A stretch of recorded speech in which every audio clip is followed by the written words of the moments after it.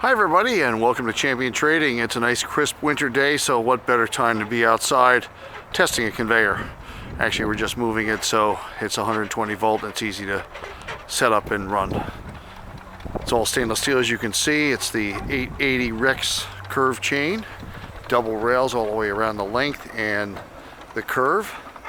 You can see that the conveyor, if you know anything about this, is a Garvey body conveyor, and if your need was to make a right turn where it's making a left turn, the curve can be inverted and mounted the other way, as it's a modular system.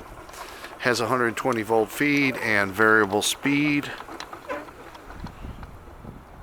Run all the way down to a crawl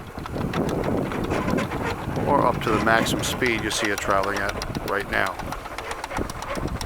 We have lots of conveyors in our stock: belt, screw, pneumatic, tabletop, inclined. So we do hope you'll visit our website at www.champtrading.com. And we look forward to hearing from you. Thanks for joining us for this chilly video today.